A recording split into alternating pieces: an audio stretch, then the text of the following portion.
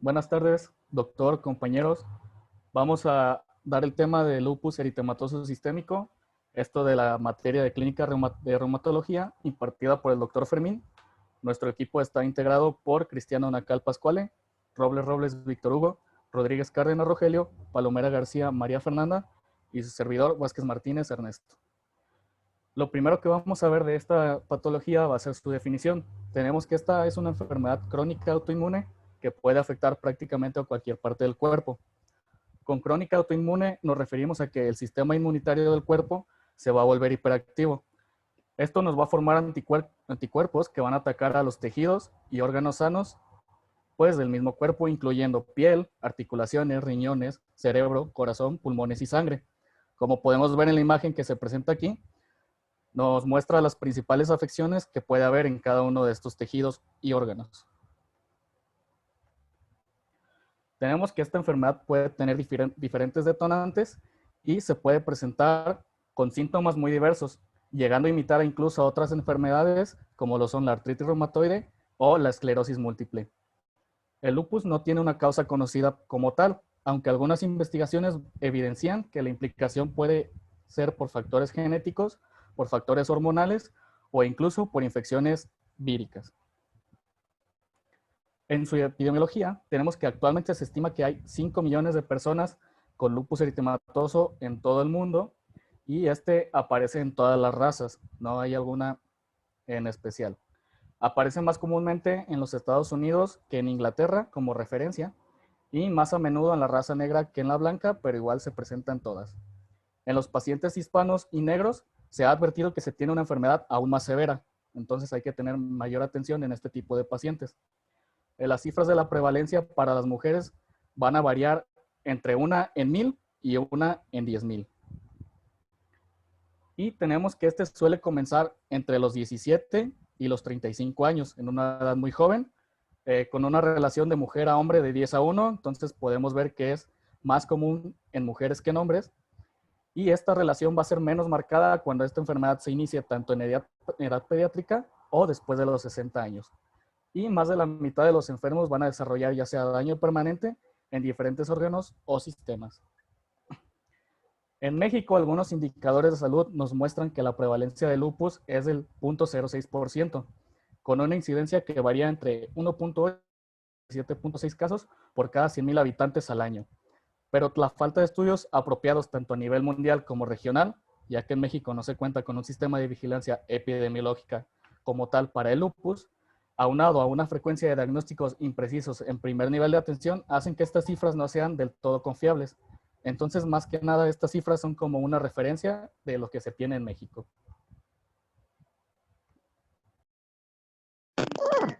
Buenas noches a todos. Yo comenzaré a decirle lo que son los factores de riesgo y la fisiopatología del lupus eritematoso sistémico. Tenemos entonces los factores de riesgo que se desarrollan o que se relacionan como tal a la probabilidad de que presentar o no la enfermedad en relación al resto de la población. Tenemos que entre los factores fuertemente asociados y factores moderada a levemente asociados, en el cual los factores fuertemente asociados tenemos que hay un predominio del sexo, para el sexo femenino sobre el masculino. La relación va a razón de 7 a 15 sobre 1. Eso quiere decir que de 7 de cada 15 mujeres, solamente un hombre va a estar enfermo de lupus eritematoso sistémico.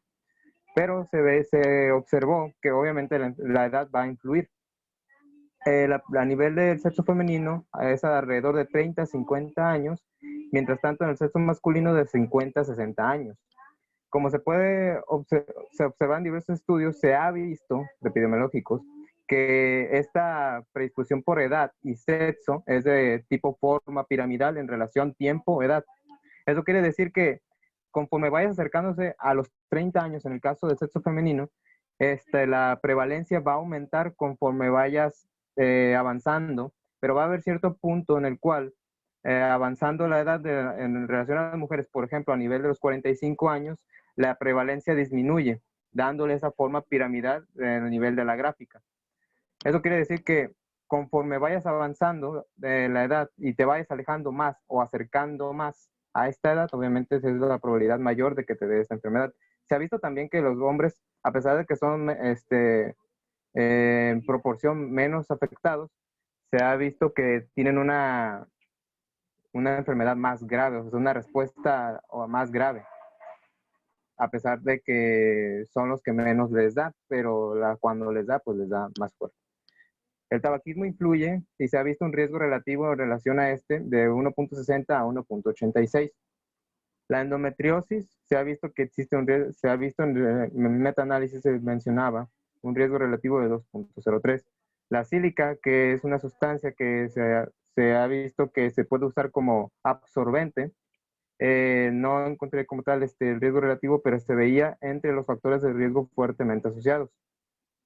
Entre los factores moderados o levemente asociados tenemos la vitamina D, la deficiencia de contaminación ambiental, principalmente por componentes nitrogenados, ozono y derivados del smog, obesidad, un riesgo relativo de 1.85, esto en un índice de masa corporal mayores a 30. Infecciones por el virus de Epstein-Barr, se ha visto principalmente es el que más se ha estudiado en relación al lupus, por un radio de 2.08, y pesticidas como organofosforados, carbamatos, un riesgo relativo de de 1.8 a 2.3. En la fisiopatología, vamos a enfocarnos más en lo que está en la imagen. Vamos a empezar a decir de que hay una producción anómala o excesiva y de DNA. En esta particularidad de esta DNA va a estar antígenamente una respuesta inmune en relación a todas las células del sistema inmune. Eso quiere decir que va a tener una respuesta pues, autoinmune, como está el origen de la enfermedad. Esta sobreexpresión de material genético que suscita una respuesta inmune se ha visto relacionado que primeramente lo que sucede es que las células presentadoras de antígenos, en este caso las células dendríticas, que es una de las células presentadoras de antígenos, captan durante la apoptosis de esas células que tienen material genético que tienen capacidad inmunogénica o que generan una respuesta inmune anómala. Estas los captan y durante el momento primero va a haber una fase inflamatoria, obviamente, y estas células dendríticas activadas por ese material de la apoptosis, primeramente hay que mencionar que obviamente para que esto se suscite es necesario que toda esa predisposición influya, porque obviamente va a haber factores genéticos relacionados con la misma expresión de este material genético anómalo o la hiperreactividad de células del sistema inmunitario que atacan contra células de nuestro cuerpo, va a estar intervenida.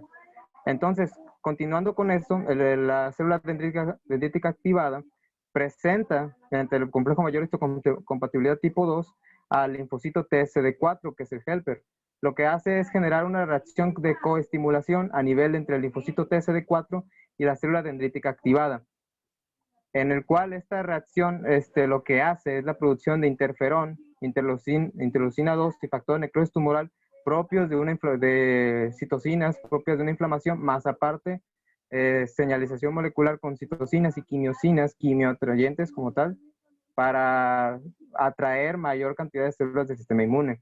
Se ha visto también que existe una menor expresión gracias a también factores genéticos y también propias de esta interacción o de esta respuesta anómala, de una disminución de los linfocitos de natural killer, que encargados de eliminar partes, funciones, eliminar células autoinmunes o que tienen una respuesta autoinmune hacia el cuerpo. Está habiendo una disminución de estas y a su vez también puede haber disminuciones del efecto del complemento ante estos tipos de células de suscitan respuestas autoinmunes, y además también se ha visto una disminución de linfocitos T CD4 o supresores, linfocitos T supresores que inhiben esta actividad inmune. Se ha visto esa disminución de esta y por lo tanto si inhibes esos supresores, más aparte células del sistema inmune que como el Seneca influyen en esto, disminuyendo esta cantidad de células del sistema inmune, predispone aún más esta formación de esto. Como puedes ver, esta producción anómala de DNA, más aparte una facilidad mayor de destrucción mediante ya sea la luz ultravioleta, con el caso del eritema malar, o microorganismos, una mayor facilidad de apoptosis y la interacción de estos cuerpos apoptóticos a las células del sistema inmune, principalmente cualquier célula presentadora de antígenos, en este caso una célula dendrítica, y su interacción con el linfocito TCD4, que en conjunción con linfocito B, productor de anticuerpos y de células B de memoria y de células plasmáticas, esta interacción lo que hace es que también a su vez, esta interacción está más facilitada y más sensible. Eso quiere decir que ante cualquier mínimo estímulo de va a suscitar una respuesta mucho más de del linfocito TSD4 y el linfocito B. Hago referencia a eso. Entonces esto lo que hace en esta interacción es producir una célula plasmática, que es un plasma como tal, o plasmocito, que es la encargada de generar anticuerpos específicos contra el antígeno que fue captado desde la célula dendrítica. Esta generación de anticuerpos pues actúan junto en su región o su parátopo a nivel del epítopo de los antígenos, o que actúan como antígenos, como fue siendo el material genético, los ácidos nucleicos, y generando complejos inmunes. Estos complejos inmunes son la etiología con la cual las complicaciones del lupus, como son la nefritis lúpica, el eritema malar, pues una de esas, las artralgias o la artritis, la carditis, la disminución por aumento de la destrucción de glóbulos rojos, anemia hemolítica, autoinmune, y también destrucción de plaquetas de origen autoinmune, a granulocitosis también, se han relacionado por la infiltración de estos complejos inmunes, y esa es la génesis principal de las complicaciones, pero la génesis principal de la enfermedad como tal es una hipersecreción de material genético anómalo, antigénico, que genera una respuesta anómala inmunitaria, y que es una mayor facilidad de destrucción de estas células, ya sea por luz ultravioleta, como ocurre en el eritema malar, o microorganismos.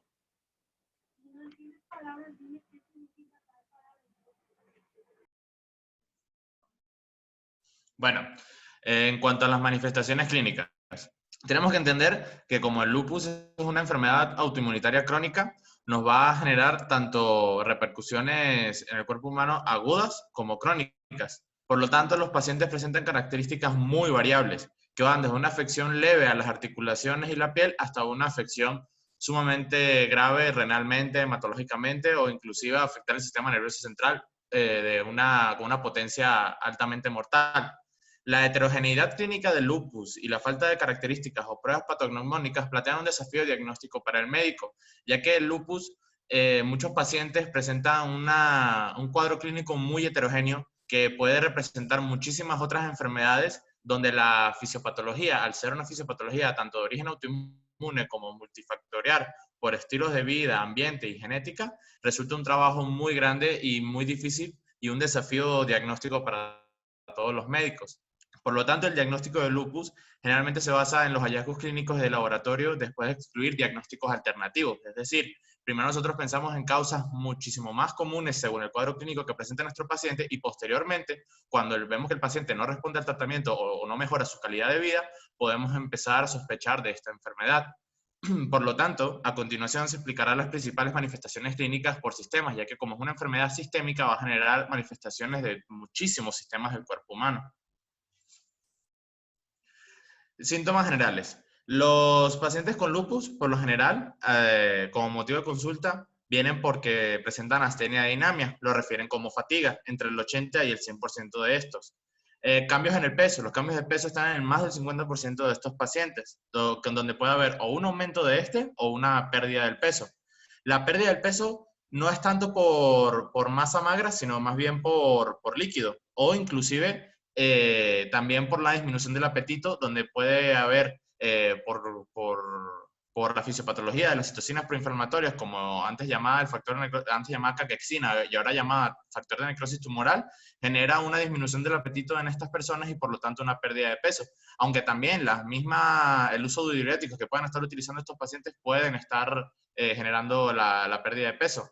Y en cuanto al aumento de peso, puede ser simplemente por la retención de agua y sal, por la afectación lúpica nefropática que se genera en estos pacientes, por la acumulación de estos inmunocomplejos, como anteriormente se estaba comentando. Igualmente, la fiebre La fiebre, por lo general, es una fiebre que tiene ciertas características. Por lo general, no responde a antiinflamatorios no esteroideos y a dosis bajas de glucocorticoides. Y por lo general, son personas que pueden tener leucocitos normales o bajos. Ahorita más adelante les voy a explicar las alteraciones del sistema hematológico. Entonces, las manifestaciones musculoesqueléticas. Las más comunes y que usualmente son el motivo de consulta son las mialgias, el aumento de la sensibilidad muscular o la debilidad muscular. Y hay otras causas que son menos comunes, que se dan entre el 7 y el 15%, que refieren a las atrofias musculares. La debilidad muscular también, pero una debilidad muscular muy severa o inclusive una inflamación muscular, como la miositis muscular. Ahora debemos considerar lo siguiente. Se presenta aproximadamente en el 70% de los pacientes y debemos tener en cuenta que pueden presentarse por fármacos como glucocorticoides o antipalúdicos como la hidroxicloroquina. Es decir, cómo nosotros determinamos que las manifestaciones musculoesqueléticas de nuestros pacientes son por la enfermedad de base, que es el lupus, o por el tratamiento de glucocorticoides, pues simplemente que con el momento de retirar estos fármacos el paciente ya no refiere estas alteraciones. Y en el caso de la enfermedad de base, que es el lupus, pues podemos empezar el tratamiento como tal del lupus y ver que hay mejoría de esta sintomatología. Entonces ya va a depender de cuál va a ser la decisión por parte del médico y qué es lo que va a referir el paciente durante el tiempo.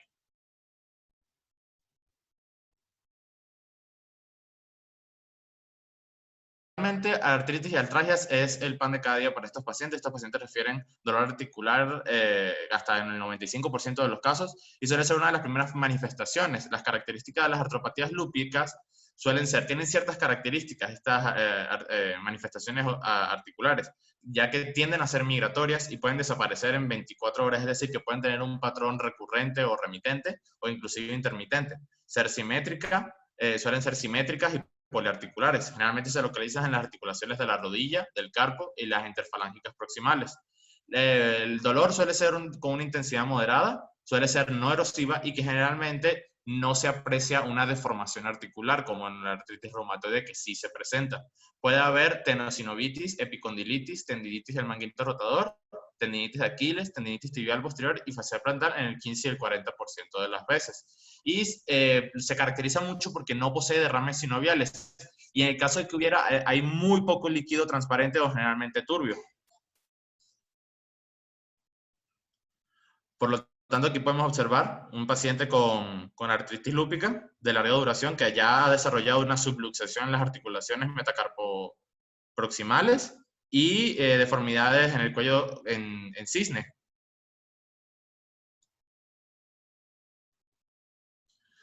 Dentro de las características, es muy común que los médicos suelan confundir que la artritis o las artralgias sea por culpa de la artritis reumatoide y no por el lupus. Entonces, por lo tanto, aquí se anexa una tabla con un cuadro comparativo donde podemos observar las diferencias según ciertas características entre el lupus y la artritis. Como les comentaba, el líquido sinovial suele ser de tipo trasudado en el lupus eritematoso sistémico, pero ya en la artritis suele ser de tipo exudado, es decir, que hay mucha presencia de células polimorfonucleares. Al igual que las artritis deformantes o las consecuencias de estas artropatías, en el lupus por lo general no hay deformaciones como tal de las articulaciones, pero en la artritis reumatoide pues sí es una consecuencia bastante común. Las manifestaciones mucocutáneas. Las manifestaciones mucocutáneas las vamos a clasificar según la clasificación de Gillian y Sontermeer. La clasificación pueden ser 3, agudas, subagudas o crónicas. Las agudas son las que se presentan en el 90% de los pacientes. Las cutáneas subagudas del 48 al 50% y las eritematosas crónicas del 15 al 28%. Dentro de las cutáneas agudas, a su vez, las podemos clasificar en localizadas, generalizadas, o algunas complicaciones un tanto raras como la tóxica, que es una manifestación tóxica que es similar a la necrólisis epidérmica. A su vez, el lupus eritematoso cutáneo subagudo, lo podemos clasificar en anular, papuloescamoso, inducida por fármacos o conocido como lupus light.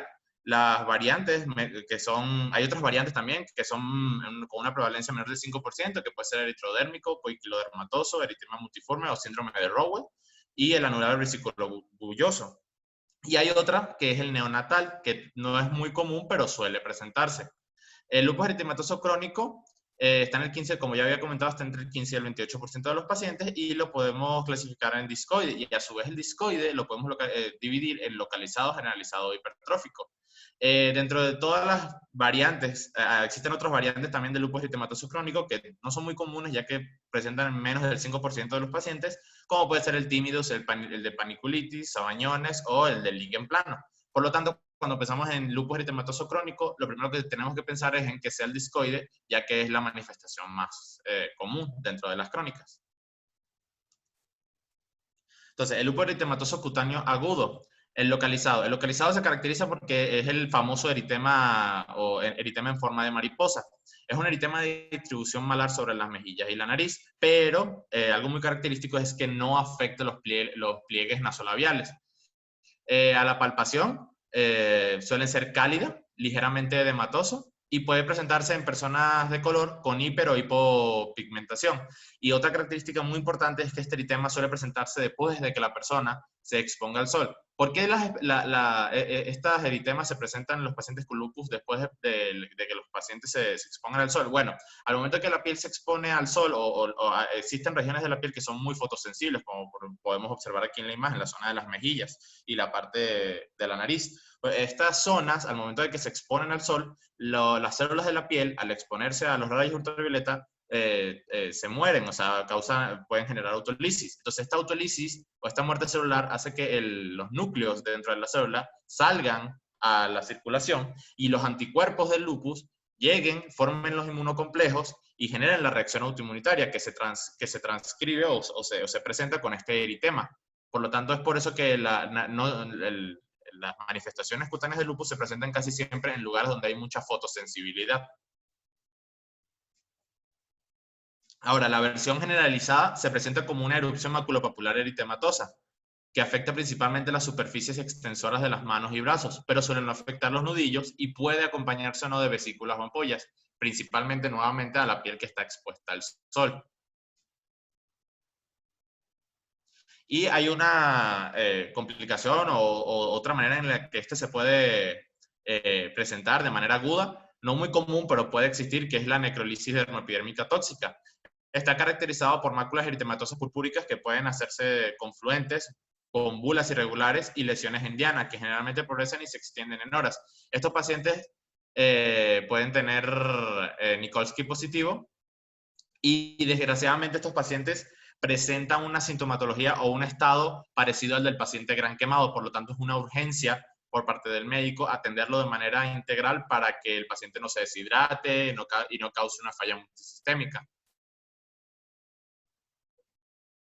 El lupus eritematoso cutáneo ya subagudo, pues como les comentaba, puede ser anular, papulescamoso o inducido por fármacos. ¿Cómo se va a presentar clínicamente? Bueno, como pápulas pequeñas, eritematosas y ligeramente escamosas que evolucionan hacia placas psoriasiformes. Igualmente fotodistribuida, que por lo general se puede apreciar en hombros, antebrazos, cuello, cara y la parte superior del torso, que puede a largo plazo generar variaciones como vitiligo, vitiligo, poiquilodermatoso, eritema multiforme o síndrome de Robert y el anular vesículo bulloso. Por lo tanto, siempre tenemos que tener en cuenta que por lo general, ya cualquier lesión que pueda presentarse en la piel de estos pacientes que tienen lupus, casi siempre van a ser en las zonas donde más les pegue el sol. Y podemos observar aquí ciertas imágenes, como podemos observar pues las lesiones con estas características cutáneas, donde podemos pues observar las lesiones en forma de diana, distribuidas casi siempre en zonas donde pues llega a haber mucha exposición solar. Bueno, hay muchos fármacos implicados en el desarrollo cutáneo del lupus subagudo, dentro de los cuales los más importantes están los inhibidores del factor de necrosis tumoral, alfa, y los antipalúdicos como la hidroxicloroquina. Pero pues también están todos estos que se anexan a continuación. Y el último del lupus eritematoso cutáneo subagudo está la versión neonatal, que pues podemos observar aquí que el paciente tiene placas eritematosas arqueadas que por lo general, al momento de que se resuelven estas lesiones, suelen no dejar cicatriz. Ahora, el lupus eritematoso cutáneo crónico, el más común sabemos que es el discoide. Pero ¿cómo sabemos nosotros que es discoide? Bueno, el discoide se presenta con placas discretas eritematosas y algo induradas, cubiertas por una escama adherente, bien formada, que se extiende hacia los folículos pilosos dilatados, que tienden a expandirse lentamente con inflamación activa en la periferia, dejando cicatrices centrales deprimidas. Puede haber atrofia, telangiectasias e hiper o hipopigmentación, afectando con mayor frecuencia las zonas como la cara, el cuello, el cuero cabelludo, y también puede ocurrir en las orejas, particularmente cuando es en esta zona, en los cuencos de la concha, y con menos frecuencia en la parte superior del torso. Una vez que ya determinamos que el paciente tiene estas lesiones crónicas cutáneas del lupus y es de características discoides, pues tenemos que subclasificarlo en si es localizado, generalizado o hipertrófico. El localizado casi siempre se limita a las zonas que están por encima del cuello, y el generalizado se produce en zonas tanto por encima como por debajo del cuello. Y el hipertrófico ya es la misma versión, solamente que desarrolla placas verrugosas e hiperqueratósicas, generando pues el aspecto hipertrófico de estas lesiones. Entonces, hay otras variantes no tan comunes, pero que de todas maneras vale la pena señalar, como el timidus, que se caracteriza por placas o nódulos fotodistribuidos, crónicos, rosados o violáceos, urticariales o edematosos sin escamas ni cicatrices. Más adelante hay imágenes para que puedan observarla. El de paniculitis se caracteriza por placas o nódulos que pueden aparecer en el cuero cabelludo, la cara, la parte superior de los brazos y el pecho, especialmente en las mujeres en la zona de los senos, la parte inferior de la espalda, el costado, la parte superior de los muslos o las nalgas, y a menudo son sensibles o dolorosos, puede dejar áreas deprimidas de lipoatrofia. Los de Sabañón se presentan como pápulas, nódulos o placas sensibles de color rojo brillante o azul rojizo en los dedos de los pies, los dedos de las manos, la nariz o orejas, precipitados por la exposición al frío. Y la variante liquenoide suelen ser placas o parches atróficos de color rojo azulado o violáceo persistente, más comunes en las porciones acrales de las extremidades, en particular las palmas de las manos y las plantas de los pies. Estos pacientes pueden presentar anoquia, que después cuando no presentan uña. Y algo que cabe destacar es que por lo general estas lesiones no tienen fotosensibilidad y tampoco prurito. Entonces aquí podemos observar cada una, como el lupus timidus, el de panicolitis, el de Sabañón y el de lichen plano. Bueno, en cuanto a las manifestaciones cardíacas, las podemos dividir en varias, tanto en cada región que pueda estar afectada el corazón, ya sea el pericardio, las válvulas, el músculo el músculo como tal, el sistema de conducción.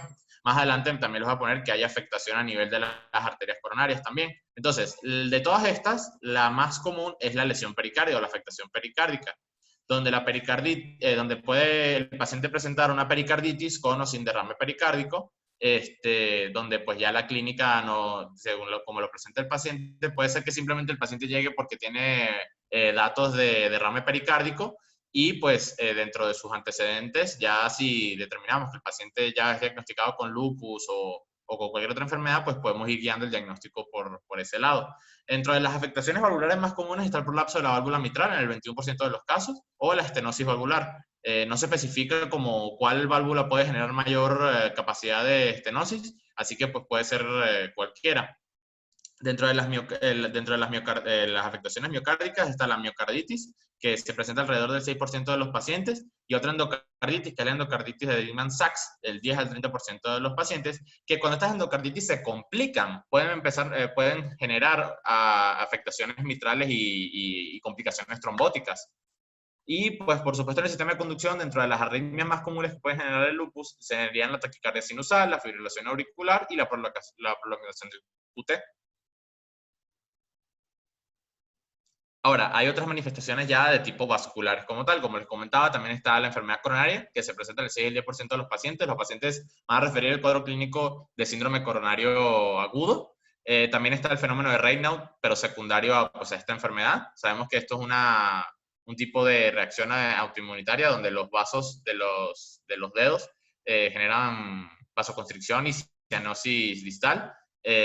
También, por supuesto, aunado a la fisiopatología del reino, también estaban, por supuesto, las vasculitis en el OL 76%, y las vasculitis mencionaba la bibliografía que pueden ser de cualquier tipo de vaso. Podía ser más comunes en los vasos de pequeño calibre, pero de igual otros estudios afirman que puede haber vasculitis de cualquier tipo de vaso. Entonces, obviamente, si al haber una afectación vascular tan amplia, las manifestaciones y las alteraciones y afectación a cualquier tipo de órgano del cuerpo es posible.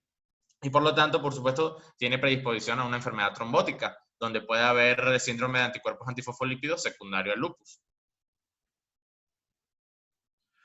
Ahora, las manifestaciones renales. Estas son una de las manifestaciones más importantes porque entran dentro de uno de los criterios diagnósticos para esta enfermedad. Las afectaciones renales de los pacientes con lupus ocurren en más del 50% de las veces, por lo que dentro de estas afectaciones se encuentran principalmente la nefritis, que es la nefritis lúpica, en más del 50% de los pacientes, donde el cuadro clínico pues, va a ser un cuadro clínico de afectación renal, donde va a haber edema, hipertensión, hematuria, proteinuria y retención de azoados. A su vez, también no hay que descartar la presencia de glomerulonefritis, que entre un 15 o el 20%, y hay otras variaciones que son menos comunes, pero que igual debemos de tomar en cuenta. La nefritis tubulointersticial, la microangiopatía trombótica, nefritis lúpica silenciosa. Por nefritis lúpica silenciosa me refiero a que es un paciente que no presenta ningún tipo de sintomatología relacionada a un proceso de una alteración renal o a un proceso nefrítico, pero al momento de hacerle exámenes generales de orina o biopsias renales, presenta las alteraciones de las nefritis lúpicas. Por lo tanto, es un paciente que no presenta un cuadro clínico, pero sí tiene la enfermedad y desgraciadamente pues, son pacientes que tienen una alta afectación renal y pueden desarrollar una enfermedad renal crónica. La podocitopatía glomerular y la glomerulosclerosis también son otras variaciones menos comunes, pero que hay que tomar en cuenta. Para diagnosticar estas entidades, deberemos de hacer una sumatoria tanto de los hallazgos clínicos típicos de la insuficiencia renal, ya como les comentaba, junto con los exámenes de laboratorio y gabinete, donde entran el ego, la química sanguínea y la biopsia renal como los pilares fundamentales, ya que gracias a la biopsia renal, al momento de nosotros determinar que nuestros pacientes tienen nefritis lúpica o glomerulonefritis, podemos estadificarlo en una clasificación y empezar con el tratamiento pertinente. Entonces, la clasificación, hay una clasificación para estas nefritis, la clasificación de la ISN. Se clasifican en 6 clases, dentro de las cuales la clase 3 y la clase 4 tienen subclasificaciones. Cabe mencionar que dentro de todas estas 6 posibles clasificaciones que pueda presentar el paciente, la número 4 o la clase 4 es la más común. Entonces, la nefritis lúpica mensajial mínima es la clase 1. Esta clase de nefritis lúpica es rara o casi nunca se diagnostica porque estos pacientes suelen tener análisis de orina normal, proteinuria mínima o nula o una creatinina sérica normal. Entonces, casi siempre el diagnóstico de esta clasificación, el pilar fundamental va a ser las biopsias renales y la determinación patológica. Entonces, la biopsia renal va a ser nuestro pilar fundamental para poder clasificar a nuestros pacientes. La nefritis lúpica proliferativa mensajial es la clase 2. Los cambios histológicos de esta clase 2 se manifiestan clínicamente por hematuria microscópica y o proteinuria. La hipertensión es poco común y prácticamente nunca se observa el síndrome nefrótico o insuficiencia renal. Y ya cuando pasamos a la nefritis lúpica focal clase 3, que ya sería la clase 3, los pacientes con nefritis lúpica clase 3 suelen presentar hematuria y proteinuria. Y algunos pacientes también tendrán hipertensión, una tasa de filtración reducida y o síndrome nefrótico, es decir, que ya son pacientes con un poquito mayor de deterioro renal y por lo tanto empiezan a tener manifestaciones típicas de alteraciones renales. Entonces, esta clasificación, como les comentaba, la clase 3 tiene subclasificaciones, donde la podemos clasificar clase 3 activa con lesiones crónicas, y clase 3 crónica, donde ya no hay una lesión activa, pero ya ha pasado tanto tiempo que ya hay ya se instauró lesiones crónicas.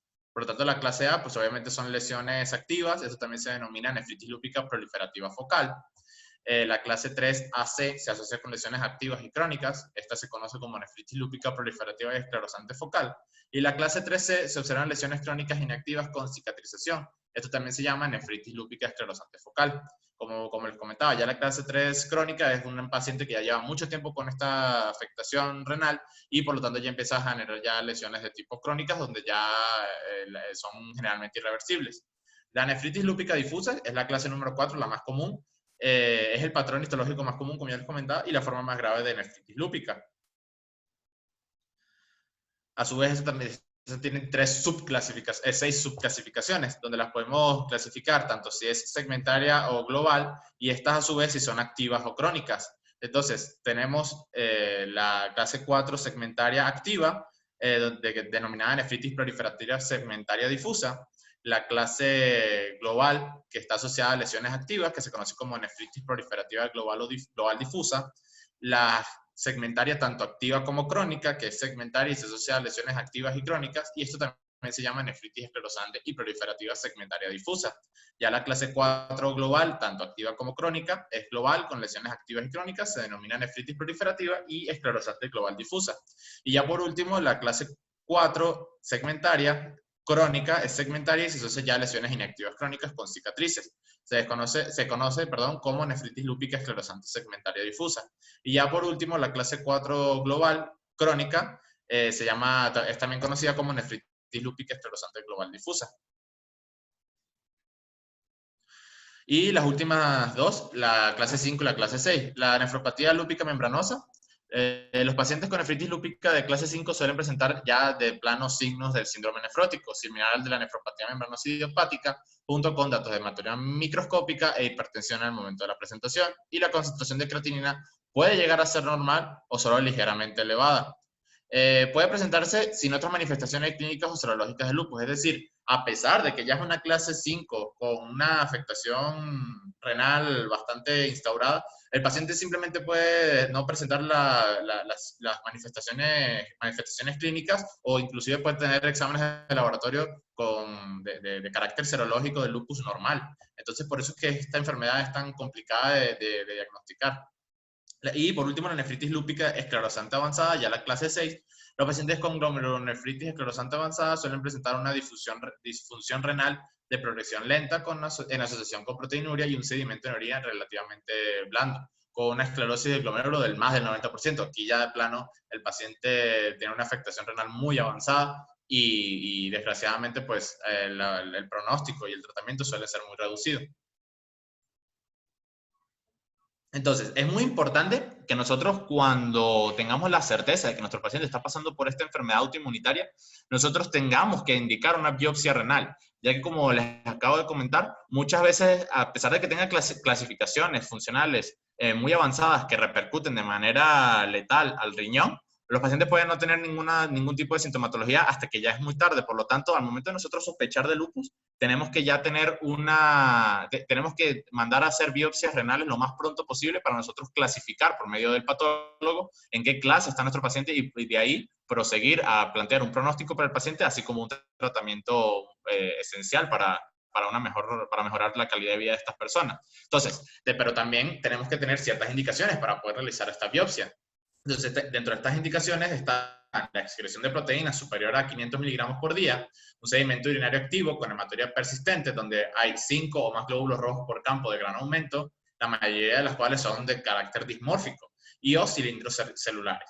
La orina puede estar contaminada con sangre vaginal en mujeres que menstruan, cabe destacar, y los glóbulos rojos de esta fuente no son dismórficos, también cabe destacar. Eso tenemos que tenerlo en cuenta.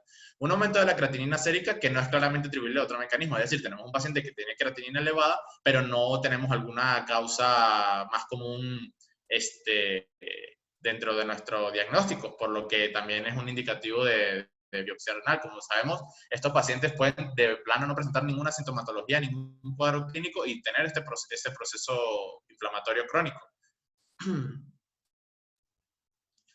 Entonces, dentro de las manifestaciones gastrointestinales, suelen ser producidas tanto por la enfermedad autoinmunitaria de base como por la proliferación de agentes infecciosos. Sabemos que dentro de una de las complicaciones del lupus es que estos pacientes suelen tener un grado alto de inmunodepresión. Por lo tanto, las infecciones tanto bacterianas, virales y de hongos suelen ser muy comunes. Por lo tanto, hasta el 40% de los pacientes tienen manifestaciones gastrointestinales durante su vida.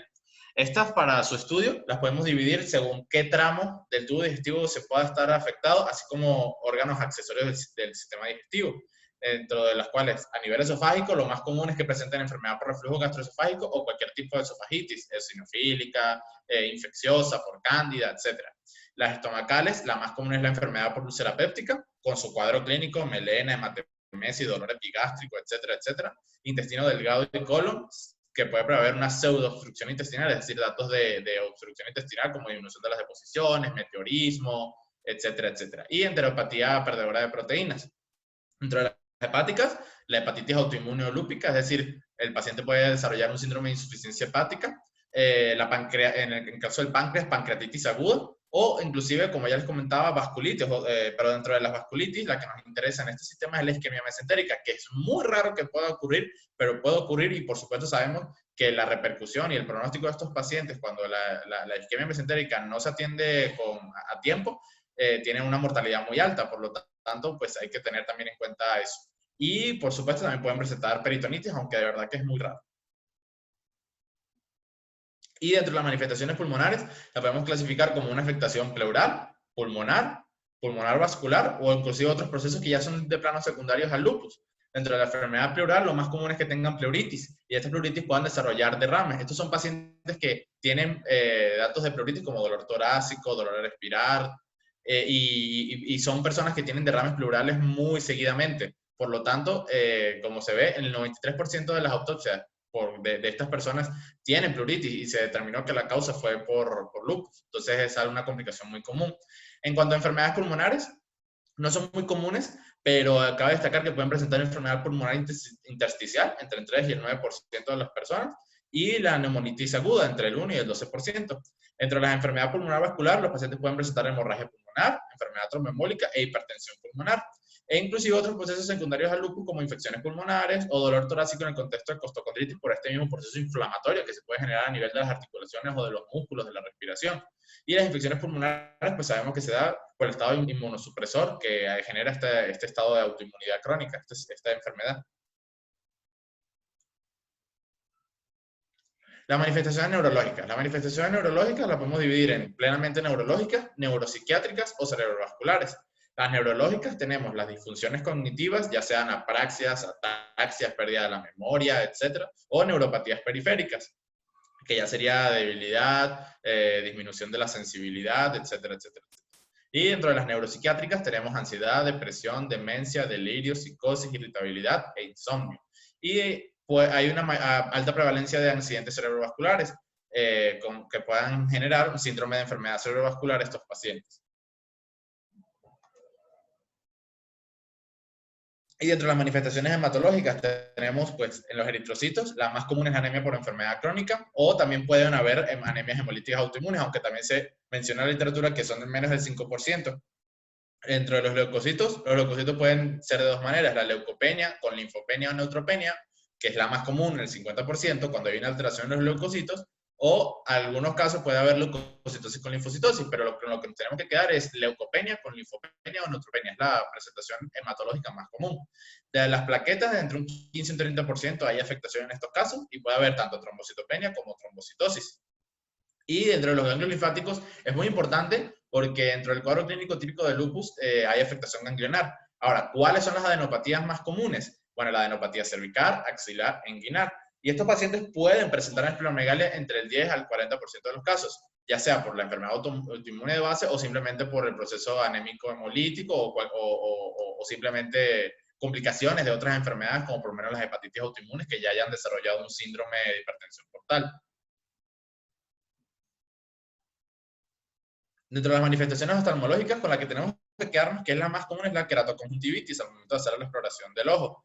Puede haber también vasculitis retiniana en forma de manchas algodonosas al hacer fondo de ojo y explorar la retina.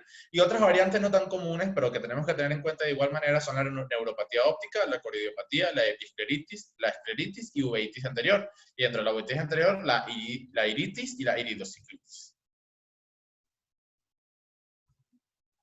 Entonces, también hay otras alteraciones como infecciones recurrentes de más del 50%, por lo mismo que ya les comentaba del estado inmunodepresor que se genera en estos pacientes debido a la enfermedad, síndrome de anticuerpos antifosfolípidos en un 40%, mayor prevalencia de fibromialgias, otras como la osteonecrosis o osteoporosis entre el 15 y el 40%, y también existe el desarrollo, pues obviamente, de una amplia gama de enfermedades autoinmunes secundarias al lupus, es decir, que el lupus actúa como un activador de otras enfermedades autoinmunitarias, dentro de las cuales las más comunes se encuentran el síndrome de Sjögren, la esclerodermia, la artritis reumatoide, la tiroiditis Hashimoto, la miastenia gravis, el síndrome de anticuerpos antifosfolípidos, entre otros. Entonces, ¿qué podemos concluir de todo esto? Bueno, que es una enfermedad es un tanto difícil diagnosticar porque las manifestaciones clínicas pueden ser por otras enfermedades de base, y esas enfermedades de base que ya tiene el paciente pueden ser secundarias al propio lupus. Por lo tanto, siempre tenemos que tener en cuenta esta enfermedad cuando son pacientes que se enferman mucho, tienen infecciones crónicas,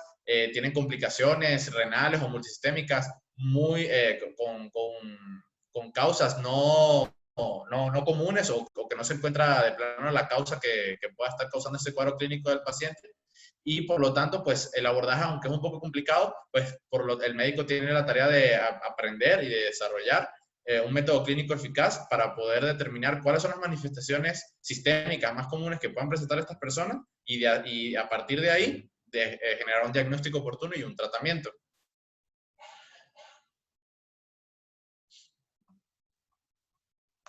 Bueno, anteriormente Pascual ya mencionó las clasificaciones dentro de los aparatos y sistemas, que más bien pueden ser las subclasificaciones, es decir, las manifestaciones que se pueden dar dependiendo del órgano o del aparato que se encuentre afectado. Esto es importante tomarlo en cuenta porque la principal clasificación que se dio a conocer, que fue en 1982, fue la del Colegio Americano de Reumatología. Esta dio una clasificación basada en estos aparatos y sistemas que se encuentran lesionados, pero era de manera general. Por eso es que esta clasificación es más bien considerada como criterios diagnósticos, que lo vamos a ver posteriormente. Tomando en cuenta esto, existen dos clasificaciones, además de las manifestaciones por aparatos, que son muy importantes. La primera es dependiendo de la severidad, es decir, puede ser menor, intermedia o de mayor severidad. Podemos ver que dependiendo de la severidad va a ser como la localización o la limitación de las lesiones. En los de menor severidad se van a encontrar más localizados. En estos se van a encontrar el edematoso localizado, discoide limitado a lo que es cara, cabeza, cuero cabelludo, orejas y labios, el discoide que se extiende a región preesternal, brazos y piernas, y el profundo, que afecta ya tejido celular subcutáneo. De severidad intermedia, en el cual el lupus ya va a ser de tipo eritematoso diseminado, y de mayor severidad, en el cual va a ser de tipo sistémico. Puede ser incipiente, agudo o de curso prolongado. Tomando en cuenta otra clasificación, otra que es muy importante, es dependiendo de la morfología o los patrones que presenten las lesiones como tal. Tenemos 5 tipos principales, que son los edematosos localizados. Las características son las que ya mencionó Pascual anteriormente. Sin embargo, dentro de lo que cabe como resaltar como datos dentro de esta clasificación, es que estos pueden desaparecer sin dejar rastro o transformarse en un tipo discoide. Dentro del discoide, estas son lesiones que se encuentran bien delimitadas y se pueden encontrar en cualquier parte del cuerpo. En el tipo profundo, estos van a generalmente encontrarse como nódulos indoloros por debajo de la piel. En el tipo de las membranas mucosas, estas van a estar bien definidas, con márgenes que pueden variar en los colores, que pueden ser de un color azulado a un rojo oscuro. Y en el tipo diseminado, en el cual se pueden presentar múltiples morfologías, y pueden ser, pues, las morfologías pueden ser ampollosas, ulcerativas, e invade no solo una región del cuerpo, sino que se puede encontrar en cualquier lugar.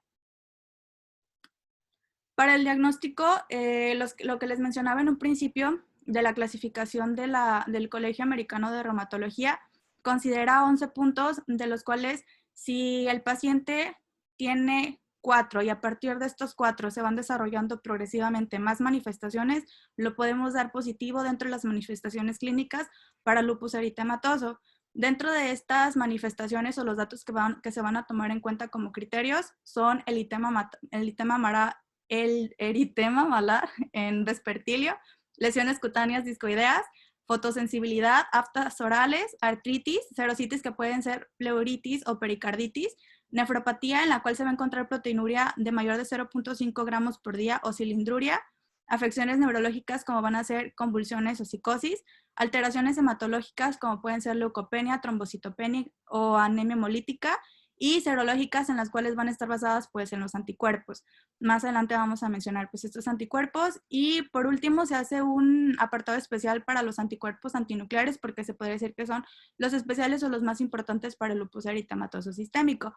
Como nos podemos dar cuenta, Esto es a grandes rasgos todo lo que ya se mencionó en manifestaciones clínicas de lupus eritematoso sistémico, solo que en estos criterios se toman en cuenta los datos clínicos más importantes o los más comúnmente encontrados o, pues sí, los más comunes que se manifiestan. Bueno, como ya mencionó también Pascual anteriormente, la clínica, bueno, el diagnóstico es bastante complicado. El abordaje debe incluir la clínica y los laboratoriales. Los laboratoriales, por un lado, pues van a ser como orientados a una detección del sistema inmune y por otro lado se van a practicar exámenes generales. En los exámenes generales, buscando encontrar las manifestaciones que se mencionaron anteriormente, como pueden ser cilindruria, hematuria, anemia, leucopenia, trombocitopenia. Y por otro lado, con respecto al sistema inmune, se van a realizar principalmente los ANA, que son los anticuerpos antinucleares. En el caso de que estos se encuentren negativos, si hay síntomas que se encuentran positivos, a pesar de que se encuentren negativos, bueno, si se encuentran negativos, se orienta hacia otro diagnóstico. En todo caso, si se presentan como negativos, pero los síntomas persisten, se repite el ANA o se puede hacer un ENA, que es el de los anticuerpos contra antígenos de núcleo extraíble. En caso de que este sea negativo, se descarta lupus eritematoso. Sin embargo, si es positivo, se orienta hacia un lupus eritematoso o alguna otra enfermedad autoinmune. Estos son como hallazgos más generales porque no contamos como tal con los criterios específicos de la asociación o del Colegio Americano de Reumatología. Por otro lado, cuando los anticuerpos son positivos, estos anticuerpos van a ser los anti-DNA, los anticuerpos contra antígenos del núcleo extraíble, como van a ser el SMID, el ribonucleoproteína, el ROY, el A y el antifosfolípidos, que era una parte importante dentro de las manifestaciones que también nos mencionó anteriormente Pascual. Si a esto le agregamos que se cumplen más de 4 criterios de los que se mencionaron anteriormente del Colegio Americano de Reumatología, entonces esto nos va a dar positivo lupus eritematoso sistémico y no hay para otro lado. Sin embargo, si no se cumplen con todos estos criterios, o sea, si no se cumplen con los 4 o más de estos criterios, se habla de un probable lupus o de algún otro tipo de enfermedad autoinmune. Sin embargo, es importante siempre tener en cuenta la clínica y una vez que se presente la clínica, hacer estudios orientados para descartar o corroborar el diagnóstico de lupus, porque como ya se mencionó anteriormente, pues lupus se encuentra en todas partes y son manifestaciones que pueden ser muy específicas o muy generales, entonces siempre es como una enfermedad que se tiene que descartar principalmente.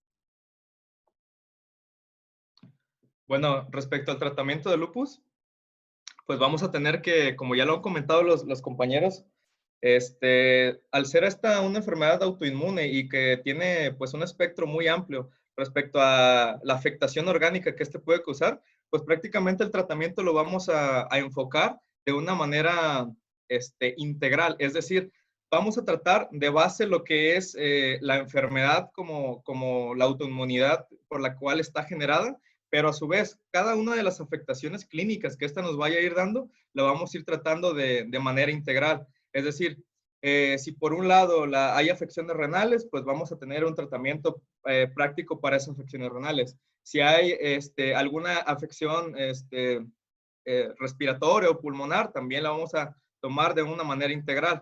Es decir, entonces no podemos focalizar al lupus nada más como un tratamiento único, sino que hay que ir viendo al paciente, llevarlo de la mano y ahora sí que tratar al paciente, como se dice por ahí, tratar al paciente y no a la enfermedad. Bien, una de las bases para lo que es el tratamiento de lupus son los antiinflamatorios no esteroideos. Cabe destacar que los antiinflamatorios no esteroideos, al igual que otros tratamientos como los antipalúdicos, que más adelante os voy a comentar, son tratamientos que se van a ir utilizando de tal manera en la que las afecciones de la enfermedad aún no son tan notorias. En los estadios o en los inicios de la enfermedad suelen ser tratamientos muy utilizados para poder controlar la sintomatología que la enfermedad nos vaya causando. Bueno, en el caso de los antiinflamatorios no esteroideos vamos a tener que va a existir un gran control de esto sobre la enfermedad en los síntomas más comunes, que pueden ser todos aquellos relacionados a dolor, como pueden ser artralgias, la artritis, las mialgias, la fiebre que esta puede llegar a provocar, astenia, así como la serositis o las posibles complicaciones como, por decir, la pericarditis aguda que puede llegar a generar el lupus. Fármacos como la colchicina para este último caso. Sabemos que, como todo, los antiinflamatorios no esteroideos pues van a tener efectos secundarios que de una manera general, estos pueden ser que creen hepatotoxicidad, deterioro de la función renal, que son algunos de los que ya conocemos. Actualmente hay investigaciones en las que se relacionan algunos beneficios de lo que pueden ser estos AINES, pero sobre todo de la familia de los inhibidores de la COX-2, como el celecoxib. Pero esto sigue en estudio, o sea, no es un tratamiento que prácticamente se utilice con mucha regularidad. Otro caso de esto son los antipalúdicos. Como ya lo había comentado, los antipalúdicos prácticamente, y el ejemplo más claro es la hidroxicloroquina, se van a utilizar para aquellas afecciones de la piel, esas afecciones cutáneas, como ya lo comentaba el compañero Pascuale, todas las afecciones que vayan a ser causadas por esa fotosensibilidad a la que pueden estar expuestos los pacientes y que deterioren con lo que son estas afectaciones de la piel. Se recomienda la hidroxicloroquina en dosis de 400 miligramos al día. Esta puede estar indicada para estas afecciones cutáneas, así como para también puede tener participación y ayuda en el proceso de astenia y de la artritis, pero esta también, como lo comentaba el compañero Pascual, puede tener afectaciones neuromusculares, así como algunas afectaciones retinianas. Bien, los corticoides y los inmunosupresores van a ser el tratamiento por excelencia, pero reservado ¿a quién? A aquellas personas en las que se encuentren en un deterioro mayor de la enfermedad, no en los inicios de la enfermedad. Es decir, controlar el fenómeno autoinmune va a depender prácticamente de estos fármacos.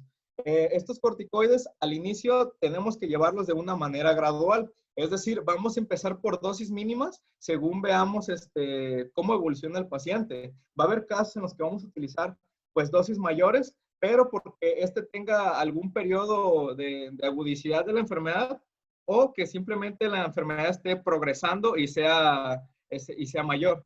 Se recomiendan las dosis bajas al inicio, menores a 20 miligramos al día, y pueden ir acompañados de lo que son antipalúdicos y AINES. Pero una vez que estos glucocorticoides no funcionen, se pueden acompañar de otros fármacos como los inmunosupresores o de plano quitarlos para utilizar otro tipo de fármacos. Bien, como lo comentaba, los corticoides los vamos a manejar de una manera progresiva según la enfermedad lo vaya demandando. Entonces, en aquellos pacientes que ya tenemos algunas afecciones renales, que podemos sospechar que tuvieran glomerulonefritis, alguna afección respiratoria como la neumonitis, o afecciones que impliquen el sistema hematológico, pacientes que desarrollen algo de anemia hemolítica, o así como trombocitopenia, está recomendado aumentar las dosis de los glucocorticoides, prácticamente dosis altas de 1 a 2 miligramos por kilogramo de peso al día, divididas entre 8 a 12 horas. Pero como se los menciono, esto solo va a ser en el caso de que el paciente deteriore o la enfermedad progrese de mayor manera. Bien, para esos eventos agudos de enfermedad grave es muy común y es muy utilizable el uso de los glucocorticoides en bolos. Se pueden administrar en bolos de 1 gramo intravenoso durante 3 o 5 días y esto puede ayudar a modular ese efecto autoinmune de la enfermedad sobre el paciente y a disminuir un poco el cuadro clínico que esté presentando en el momento. Cabe destacar que para el control a largo plazo, para disminuir el progreso de la enfermedad, los glucocorticoides pues van a tener una función nula en esto, no van a llegar a modular el progreso de la enfermedad una vez que esta ya está instaurada, sobre todo cuando pues ya se instaura en sistemas como el sistema renal, que hubiera alguna afección que prácticamente ya está evolucionando en una insuficiencia renal, por ejemplo, pues ya no van a tener un efecto muy de provecho. Además de que estos, pues como sabemos, los glucocorticoides tienen infinidad de efectos secundarios. Es por eso que los llevamos de manera progresiva. Sabemos que los glucocorticoides, además de darnos una respuesta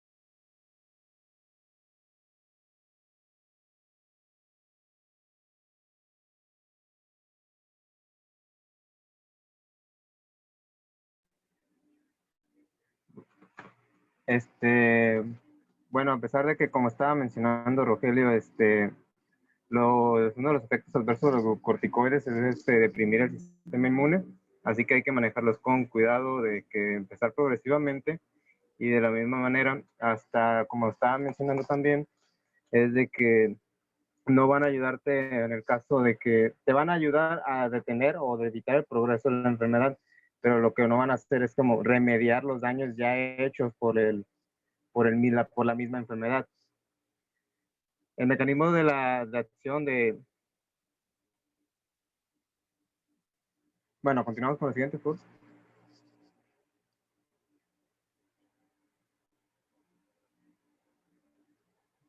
Bien, como les venía comentando, pues los glucocorticoides van a tener esta infinidad de efectos secundarios.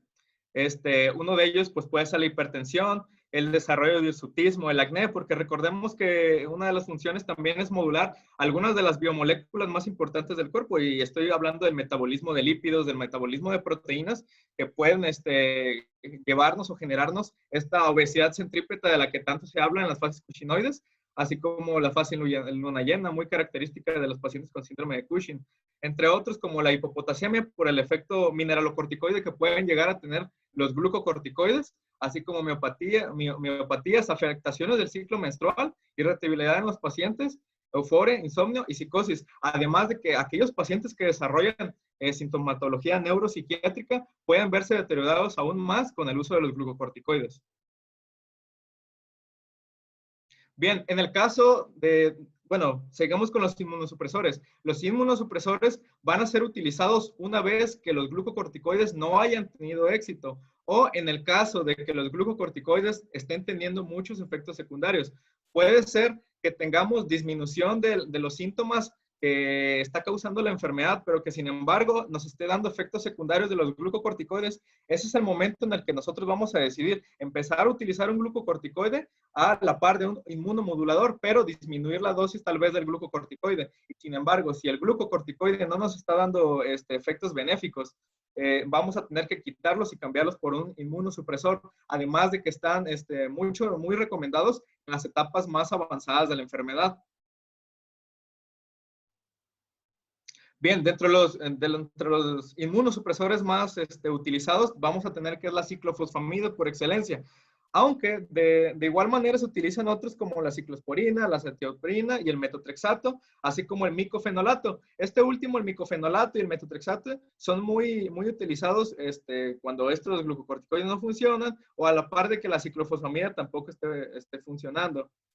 Pueden llegar a tener varios efectos positivos. También se ha comprobado en el largo de muchos estudios que utilizar ciclofosfamida en esos pacientes que ya tienen instaurada glomerulonefritis y que están a punto de evolucionar posiblemente a una insuficiencia renal, ha disminuido el tiempo en el que se da la evolución de la insuficiencia renal. Entonces, nos quiere decir pues que es un medicamento, un fármaco que puede traer mucho provecho al paciente. Bien, como se los mencionaba, la lesión donde más eficacia se ha mostrado en la ciclofosfamida asociada a glucocorticoides es lo que es la glomerulonefritis proliferativa difusa, porque recordemos que los glucocorticoides nos pueden ayudar en los procesos de glomerulonefritis proliferativa, pero que aún no ha dado esa etapa de ser difusa.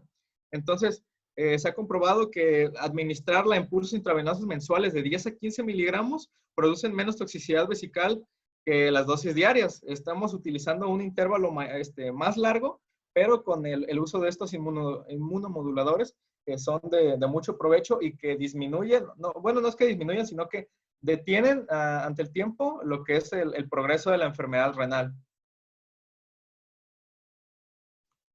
Bien, de nuestra parte sería todo. Les agradecemos, doctor, por el tiempo que tuvo para ver la exposición, compañeros y audientes de YouTube que estén viendo este video.